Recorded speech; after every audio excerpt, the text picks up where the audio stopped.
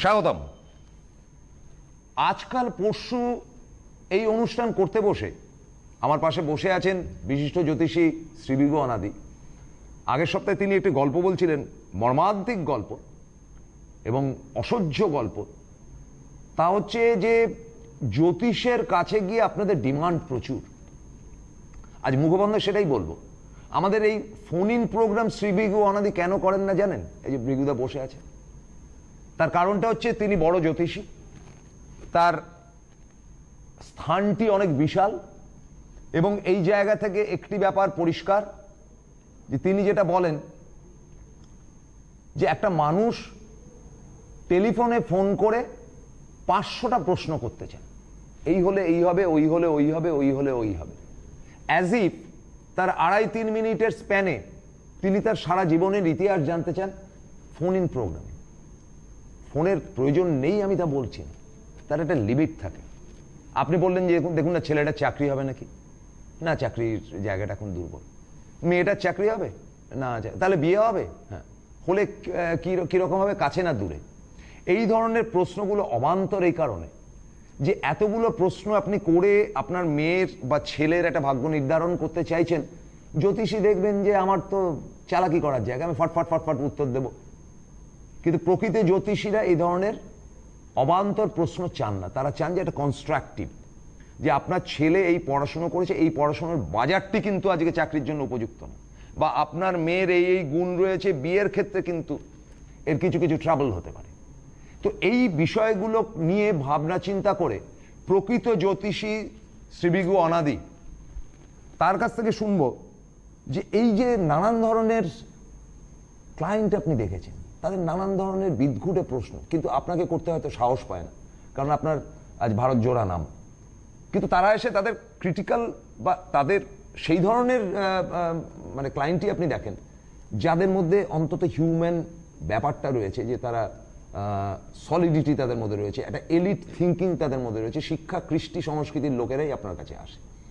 হয়তো তারা গাড়ি বাড়ি নিয়ে আসে, হয়তো ছোট পরিবার থেকেও আসে, কিন্তু দে আর কনস্ট্রাকটিভ। ফালতু প্রশ্ন করতে আপনার কাছে আসে না। এই অভিজ্ঞতা নিয়ে আজকের অনুষ্ঠান শুরু করি। নমস্কার, উপস্থিত সকলকে আমার আন্তরিক প্রীতি, শুভেচ্ছা, ভালোবাসা, বড়দের শ্রদ্ধা ও নমস্কার জানিয়ে আজকের অনুষ্ঠান শুরু করছি। প্রথমত, এটা আমার কথা না, শাস্ত্রের কথা বা কোনো বিখ্যাত ব্যক্তিত্ব বলে গিয়েছিলেন, তার কথা দিয়ে শুরু করব। আমরা হয়তো নিজেরা কী চাই নিজেরাও জানি না, এটা রবীন্দ্রনাথ ঠাকুরের কথা। একদম। তা এটা কোনো কোনো অংশে মনে হয়, জ্যোতিষ করতে এসে 35 বছর জ্যোতিষ জীবনে মনে হলো যে কোনো ক্লায়েন্ট যখন আসছে তার চিন্তা ভাবনাটা সে যে নিজে কী চায় সেই জানে না, সবটাই জ্যোতিষের উপর একটা চাপানোটা প্রবণতা। কারণ সে তো নিজেই জানে না কী চাইছে, তার প্রশ্নটা তো এলোমেলোই হবে। এসছে লোয়ার নার্সারিতে, তার বিয়ে হবে কিনা, তার বউ দেখতে কেমন হবে, সে কোনো সরকারি চাকরির সঙ্গে যুক্ত থাকবে কিনা, আচ্ছা লোয়ার নার্সারি বাচ্চাটা আদৌ বেঁচে থাকবে কিনা, এই কথাটা যদি আপনাকে বলি শুনতে কেমন লাগবে? খুব ভালো করে বোঝার চেষ্টা করুন। এই কথাটা যদি বলি আপনার বাচ্চা বাঁচবে কিনা, শুনতে ভালো লাগবে, হয়তো সত্যি হয়তো বাঁচবে না, সে কথাটা আমি বলবো না, দশা অন্তর্দশা বলবে। অষ্টদশায় মৃত্যু হয়, এই সময় অ্যাক্সিডেন্ট হতে পারে, কথা দিয়ে বলছে। তাহলে আপনি যখন ইনজেক্ট করবেন যে কথাটা কোনো গুরুত্বই নেই, বাচ্চাই বড় হলো না, তার বিয়ে, তার ভবিষ্যতের কথা, এই কথাগুলো ইউজলেস না? কখন হবে? যখন সেই সময়। আগে বাচ্চারা ক্লাস 4 টপ করলো, 5 উঠলো, 8 হলো, সাবজেক্টটা ভাগ হলো, মাধ্যমিক পাস করলো, এবার সেই কোন কোন কম্বিনেশনে সায়েন্স পড়বো, কী কম্বিনেশনে আর্টস পড়বো, কী কম্বিনেশনে কমার্স পড়বো, উচ্চ মাধ্যমিক জেনারেল এডুকেশন করবো না প্রফেশনাল কোর্স করবো, জেনারেল এডুকেশন করলে তার সাবজেক্ট কী হবে, স্পেশালাইজেশনটা কী হবে, অর্থাৎ অনার্সটা কী হবে, আর প্রফেশনাল কোর্স করলে কী ধরনের প্রফেশনাল কোর্স করব, বিবিএ করব নাকি বিসিএ করব, নাকি বি অপটিক্যাল করব, নাকি ইভেন্ট ম্যানেজমেন্ট পড়বো, নাকি স্পোর্টস ম্যানেজমেন্ট পড়বো, কত প্রশ্ন অরিজিনাল আছে বলুন তো। লোয়ার নার্সারিতে এই স্টেপ বাই স্টেপ আমি তো আপনাকে গাইড করবো, এইগুলোই তো আপনার সিস্টেমের প্রশ্ন হওয়া উচিত। আজ উচ্চ মাধ্যমিক আছে, ভেগুদা কী করবে? লোয়ার নার্সারি বাচ্চার ওইখানে স্বপ্ন, আমার ছেলেকে বিদেশে পাঠাবো, আমার ছেলেকে ডাক্তার হবে। ছকের মধ্যে ডাক্তার নিয়ে পৃথিবীতে মানুষ আসে নাকি? নাকি ইঞ্জিনিয়ার নিয়ে আসে, নাকি ব্যারিস্টার নিয়ে পৃথিবীতে আসে? পৃথিবীতে চোখ, নাক, কান, গলা নিতে সবাই আসে, পৃথিবীতে সবাই জানি। আপনারও 2 হাত 2 পা সব কিছু আছে, আমারও তাই আছে। তাহলে ইউটিলাইজেশনের ডিফারেন্স, যে পঞ্চ ইন্দ্রিয়, ইন্দ্রিয়গুলোকে আমরা কোনভাবে কিভাবে ইউটিলাইজ করছি, প্রয়োগ করছি। প্রয়োগ বিধিটাই তো আত্মকারক গ্রহ। অর্থাৎ আমার প্রবণতা, আমার টেন্ডেন্সি প্রচুর রাগ হলে মাকে মারছি, কেউ রাগ হলে চা ফেলে দিচ্ছে, কেউ রাগ হলে ভাই ভাইকে খুন করছে, কেউ রাগ করে বাড়িতে ঢুকছে না, কেউ রাগ করে গিয়ে নেশা করছে, কেউ রাগ করে গিয়ে প্রেমিকার উপর অ্যাকশন নিল। এই তো রাগের বহিঃপ্রকাশ। এগুলোকে পজিটিভ না নেগেটিভ আপনি ডিসাইড করুন। যে জিনিসটা মানুষ গঠন করতে সাহায্য করবে না, আমাকে মানুষ হিসেবে প্রতিষ্ঠা দিতে সাহায্য করবে না, সেটা আমার নেগেটিভ। তাহলে সেই নেগেটিভ এনার্জিটা কীভাবে তৈরি হলো? তা কোনো স্টারের কানেকশানে? এই জায়গাগুলো কিন্তু বোঝার খুব বিষয়। আপনাকে যত বোঝাতে চাইছি এখন লোয়ার নার্সারি এইভাবে চলুন, অমুক চলুন, আবার লোয়ার নার্সারি ফার্স্ট, মাধ্যমিকে ফার্স্ট হবে তো?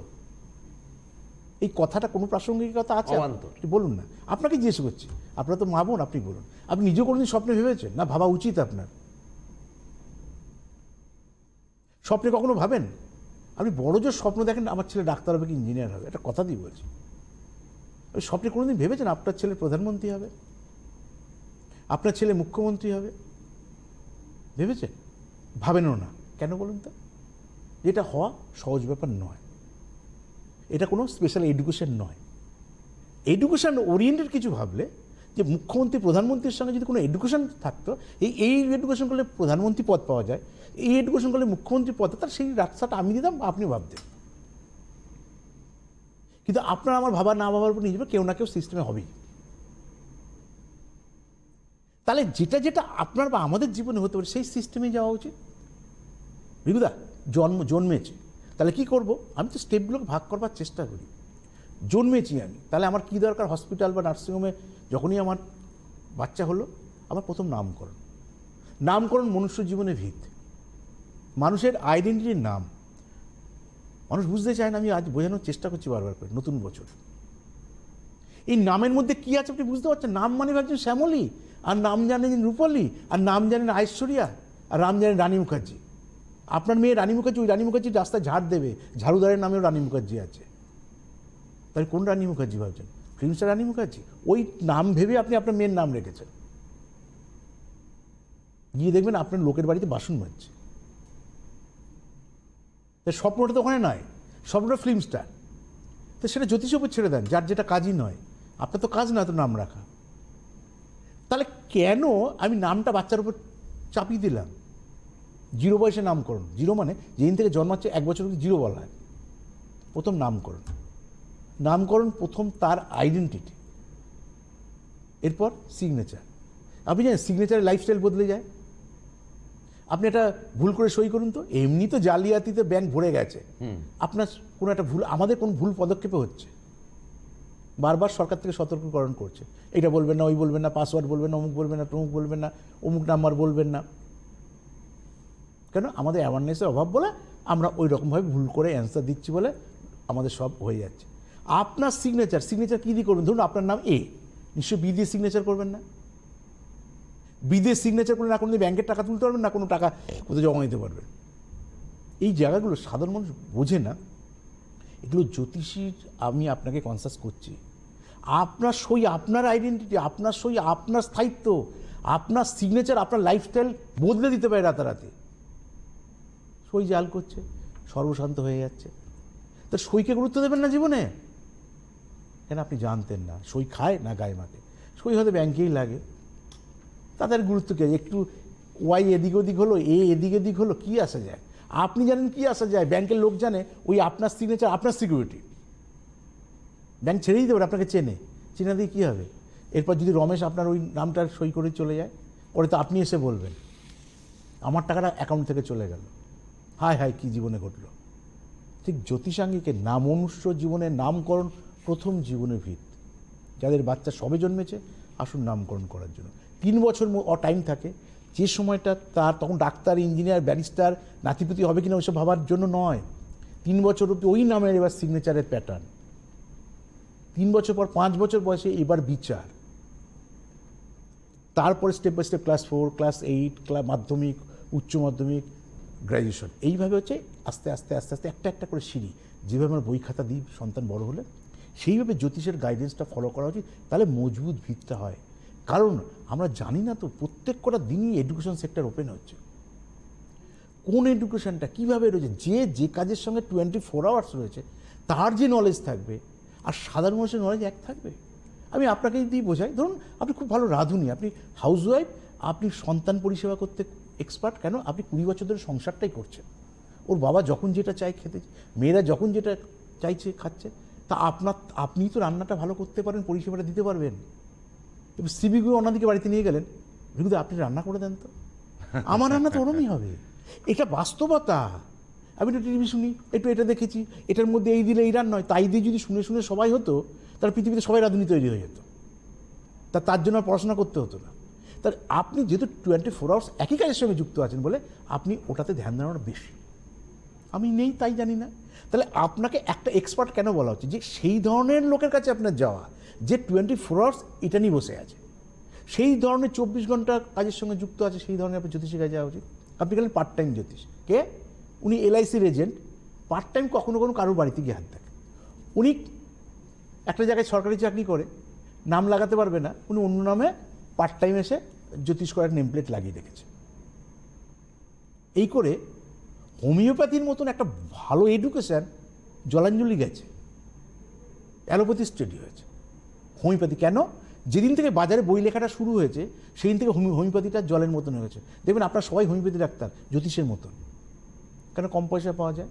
কিন্তু জানেন একটা হোমিওপ্যাথি মেডিসিন যদি আপনার ভুল হয়, তার লাইফস্টাইল নষ্ট হতে পারে। এই যে হোমিওপ্যাথি সাবজেক্টটাকে আমরা এই লেভেলে নামিয়ে এনেছি, এটার জন্য কিছু লোক দায়ী, আমরা দায়ী। কেন পার্ট টাইম করা যায়, এটা বই দেখেই আপনি লিখে দিলেন, 50 টাকা নিলেন, 20 টাকা ওষুধের দাম, 30 টাকা আপনার এসে গেল। পয়সা রোজগার করার জন্য অনেক চুরি ডাকাতি চিন্তা করতে পারতেন। আর যে সাবজেক্টটা করছো সেই যারা এই হোমিওপ্যাথি নিয়ে ধ্যান করছে, ধারণা করছে, হসপিটাল আছে, তারা সেই ধরনের পড়াশোনা করে এসেছে। আপনিও পড়াশোনা করুন। ঠিক সেই অ্যাঙ্গেলে কোথায় কার কাছে কীভাবে যাচ্ছে, জ্যোতিষশাস্ত্রটা ওইভাবে হয়ে গেছে। সবাই ঘরে ঘরে এখন 100 টাকার সার্টিফিকেট রয়েছে, সবার কাছে স্বর্ণ মুকুট আছে, সেই মুকুট মাথায় পরে ঘোরে না খায় না কিনতে পাওয়া যায়, কিছুই জানেন না, আপনি জ্যোতিষ, একটা নেম প্লেট ঝোলানো আছে, কে কার ইনভেস্টিগেশন করতে যাবে। আপনি সেখানে গেছেন, তাকে গিয়ে বললেন আপনার অনেক স্বপ্ন, তাকে গিয়ে বললেন আমার ছেলে ডাক্তার হবে, বলুন তো, সে বলল ইয়েস ডাক্তার না সরকারি চাকরি পাবে, আপনি আনন্দে লাফাচ্ছেন। চলে এলেন, আপনার সন্তান আর মেডিকেলে চান্স পাবে, কারণ মেডিকেলে বসতে দিল না, কেন, আপনার ছিল আর্টস বেস এডুকেশন। ওনার ক্লারিফিকেশনও করেননি, ওনার কাছে শোনানোর চেষ্টা করেননি যে সায়েন্স ছাড়া কিন্তু মেডিকেল পড়া যায় না, আবার সায়েন্সের বায়োলজি ছাড়া মেডিকেল পড়া যায় না। তাহলে অনেকগুলো জিনিস একটা জ্যোতিষকে বলতে হবে, যখন সেই জ্যোতিষরা জানবে আপনি নিজে জানবেন, কিন্তু আপনার তো জানার কথা না। তো তাহলে জানি না যখন, তা সেরকম একটা এক্সপার্টের কাছে যেতে হবে, যে আপনাকে গাইড করবে, যে আর্টস বেস এডুকেশন থেকে এই দিকে যাওয়া যায়, কমার্স বেস এডুকেশন থেকে এই দিকে যাওয়া যায়, সায়েন্স বেস এডুকেশন থেকে এই দিকে যাওয়া যায়। আমার সন্তানের গ্রহটাই খারাপ, তাহলে এই গ্রহটা প্রতিকার করি, এতটা দিন খারাপ আছে, এই টাইমে তার জীবনে আইডিয়াল টাইম, তখন তাকে প্লেস চেঞ্জ করি। আমরা ইচ্ছা মতো প্লেস চেঞ্জ করি। আমরা মানে আমাদের জনগণের কথা বলছি। আমরা স্বামী স্ত্রী চাকরি করি, এখন সময় নেই, বাচ্চাকে ছোটোবেলায় কার সঙ্গে পাঠিয়ে দিলাম, কার প্রয়োজনে, আমাদের সুবিধার জন্য, ডিউ টু আমরা দুজন সার্ভিস করে সময় দিতে পারছি না। ক্লিয়ার? এবার উচ্চ মাধ্যমিক দেবেন, আপনি ব্যাক করে আপনি ফেরত নিয়েছেন, মা অনেকদিন চাকরি বাকরি করার পর মনে হচ্ছে ওর হাঁপিয়ে গেছি, বা অর্থের আর দরকার নেই, এবার বাচ্চাটাকে মানুষ করবো। বাচ্চা প্রথম জীবন থেকে কিন্তু মাকে পেলো না, লোয়ার নার্স থেকে।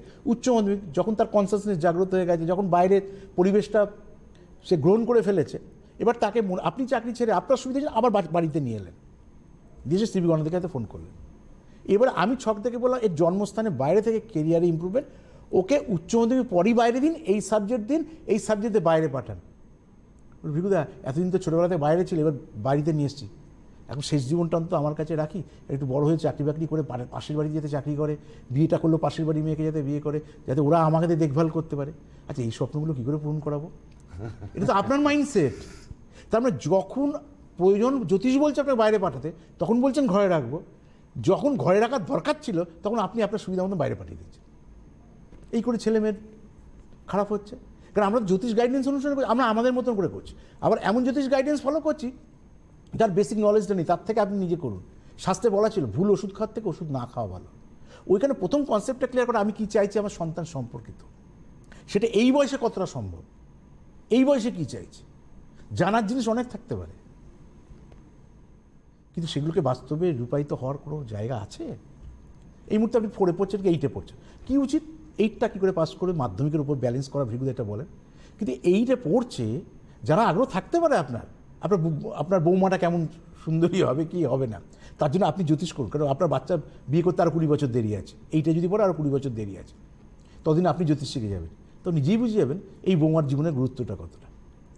তাহলে এখন দরকার, যে জ্যোতিষীর কাছে এসেছি গল্প শোনার জন্য না, বাস্তবে আমার সন্তানটার জীবনটা যাতে মূল্যায়ন ঘটে, ঠিক সেই অ্যাঙ্গেলে 8 থেকে 8-এর মতন গাইড করা, মাধ্যমিক থেকে মাধ্যমিকের গাইড করা, উচ্চ মাধ্যমিক থেকে উচ্চ মাধ্যমিকের গাইড করা।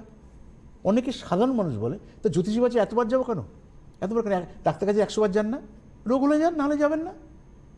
সরলীকরণ জায়গাটা তো নিয়েই তো আপনাকে প্রতিনিয়ত সাবজেক্ট চেঞ্জ হচ্ছে।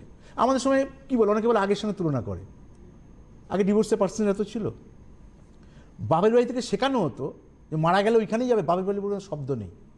আর এখন আমাদের মেয়েরা শিখেই গেছে, কিছু হলেই আগে তো প্রথমত বিয়ে দেওয়ার সঙ্গে সঙ্গেই 3 বেলা আগে বাপের বাড়ির সঙ্গে লিঙ্ক, মা শাশুড়ি মা ফোন, খেয়েছিস, অমুক করেছিস তমুক করেছিস, শাশুড়ি কি ঘুমিয়ে আছে, তাহলে তুইও ঘুমিয়ে থাক, উঠিস না, আচ্ছা মাছটা আদা মাছ ভাজ, আদাটা উল্টো পিঠটা আবার শাশুড়ি ভাজবে। প্রচুর ডিভোর্সের কারণে প্রচুর আমাদের দোষ আছে। আগেকার বাপের বাড়ি সাপোর্ট করতো না, এখন হচ্ছে তুই নিজে রোজগার করছিস, তোর ইয়ে আমারও ক্ষমতা আছে, তোকে 5 লক্ষ টাকা খরচ করে বিয়ে দিয়েছি, চলে আয়, তুই স্বামীর গরম শুনবি, কোথায় বলি না তো, তোকে যত টাকা খরচ করে বিয়ে দিই তুই ওখানে লড়ে বাঁচ।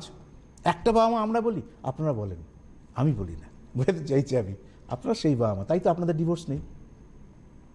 তা আমাদেরকে মাথায় রাখতে হবে আমাদেরও তো ভুল ত্রুটি আছে, সেই ভুল ত্রুটিগুলো সময়ের সাথে সাথে বিশ্বায়ন যত এগোবে, পেশেন্স আমাদের সন্তানদের কমবে, আমাদেরও কমবে।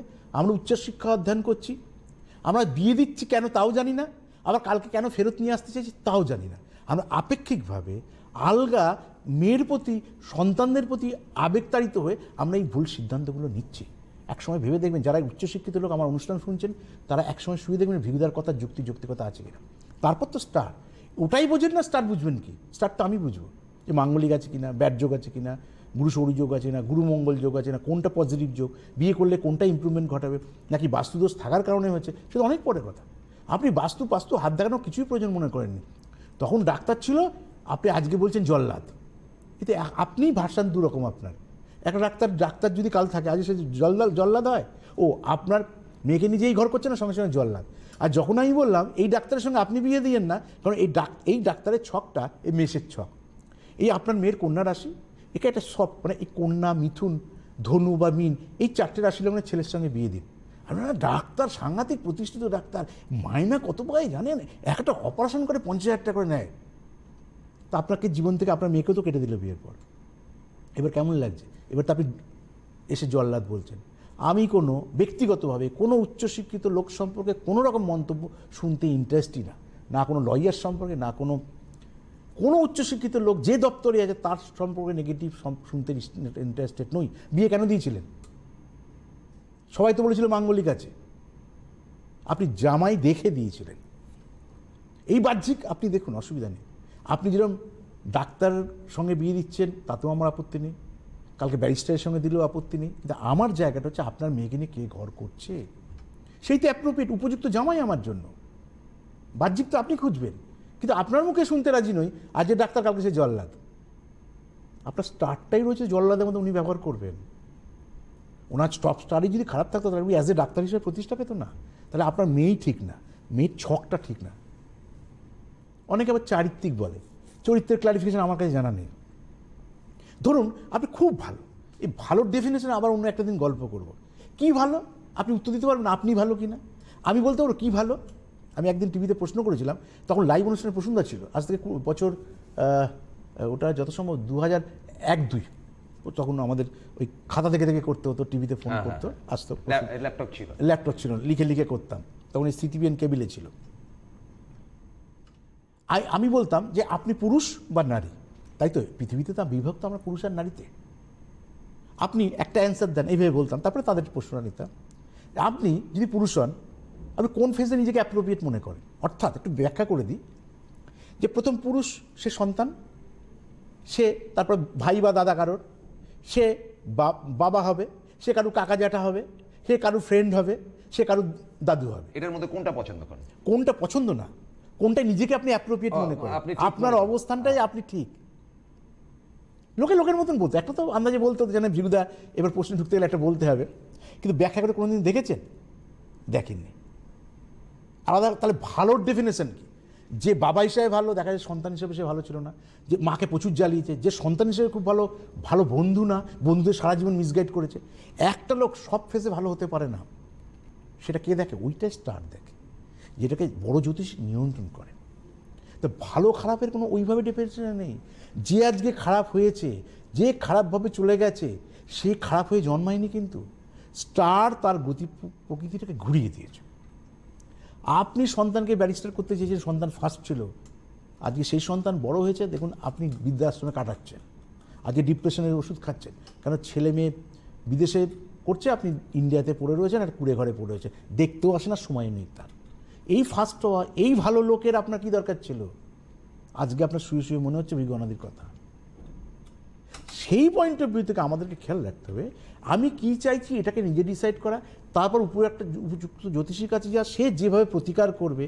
যে একটা লোকের 9টা গ্রহ ভালো থাকে না, 9টা গ্রহ খারাপ হয় না, যে গ্রহটা খারাপ থাকে সেই গ্রহের প্রতিকার করা, যে অশুভ যোগগুলো থাকে সেই অশুভ যোগকে গাইড করা, প্রতিকার করা, আর আইডিয়াল এডুকেশন ডিসাইড করা, আইডিয়াল জাতকের সঙ্গে বিয়ে দেওয়া, আইডিয়াল প্লেসে গিয়ে ইউটিলাইজ করা, তাহলে একটা আমাদের সন্তানদের ভবিষ্যৎ জীবন সুরক্ষিত হবে। Prasanna, thank you. আমি একটু জানিয়ে দিই যে এত কথা তিনি বললেন, তো তাকে পাওয়া যাবে কোথায়? 10ই জানুয়ারি বর্ধমান আসানসোল দুর্গাপুর, 10ই জানুয়ারি বর্ধমান আসানসোল দুর্গাপুর, 15ই জানুয়ারি খড়গপুর মেদিনীপুর, 17ই জানুয়ারি নবদ্বীপ কৃষ্ণনগর, 22শে জানুয়ারি হাওড়া শেওড়াফুলি, 29শে জানুয়ারি রানাঘাট বারাসাত, 7ই ফেব্রুয়ারি শিলিগুড়ি। এবারে জায়গাটা খুব ভালো করে শুনে নিন। প্রত্যেক রবিবার তার নিজস্ব চেম্বার খড়দা মডার্ন বাসস্টপ, অর্থাৎ বিটি রোডের উপর মডার্ন বাসস্টপে আপনাকে নামতে হবে খড়দার। প্রত্যেক সোমবার ফার্স্ট স্টপ শিয়ালদার কাছে সূর্য সেন স্ট্রিট এবং আমা স্ট্রিটের ক্রসিং, আমা স্ট্রিট এবং সূর্য সেন স্ট্রিটের ক্রসিংয়ে প্রতি সোমবার সকালে। ফোন নাম্বার যাচ্ছে, নোট করুন। এবং প্রতি সোমবার বিকেলে বালিগঞ্জ। বালিগঞ্জ কোথায়? যেখানে হাজরা রোড ক্রস করছে বালিগঞ্জকে, সেখানে। এবারে একটা খুব এমার্জেন্সি ব্যাপার বলি, কারণ ভৃগুদার সঙ্গে আমি 20 বছরের উপর অনুষ্ঠান করছি। একটা চেঞ্জ হয়েছে। প্রত্যেক বুধ শুক্র এবং শনি, প্রত্যেক বুধ শুক্র এবং শনি জেনে নিন কোথায় বসেন তিনি। প্রত্যেক বুধবার 4টে থেকে 7টা, বিকেল 4টে থেকে 7টা। প্রত্যেক শুক্রবার দুপুর 12টা থেকে 3টে, এবং প্রত্যেক শনিবার দুপুর 12টা থেকে সন্ধ্যে 7টা। টালিগঞ্জ অ্যাস্ট্রো প্লাজা তার নিজস্ব চেম্বার, টালিগঞ্জ অ্যাস্ট্রো প্লাজা তার নিজস্ব চেম্বার। এবং আপনারা জানেন যে আপনাদের নানান প্রশ্নের সমাধান একটি উপযুক্ত জায়গা টালিগঞ্জ অ্যাস্ট্রো প্লাজা। এটা মালঞ্চ সিনেমা হল ছিল টালিগঞ্জে, তার ঠিক সামনে। ফোন নাম্বার হচ্ছে গিয়ে 8335088268, আরেকটা হচ্ছে 9903204849। আর সবশেষ জানাই, প্রত্যেক শুক্রবার বিকেলে 4টে থেকে তাকে পাওয়া যাবে তার বেহালার চেম্বারে। বেহালার চেম্বারে প্রত্যেক শুক্রবার তাকে পাবেন। আজকে এই অবধি শেষ করতে হচ্ছে। প্রত্যেক মঙ্গল এবং বৃহস্পতি আমরা আপনাদের দরবারে বারবার করে ফিরে আসব ঠিক এই সময়। শুক্র শনি রাত 9টা 5-এ এবং রোববার দুপুর 1টায় উত্তর বাংলা চ্যানেলে আমরা পাবো শ্রী বিজ্ঞ অনাদিকে প্রত্যেক শুক্রবার এবং শনিবার রাত 9টায় এবং রবিবার দুপুর 1টা 5। আজ এই অবধি, দেখা হবে পরের দিন। নমস্কার। নমস্কার।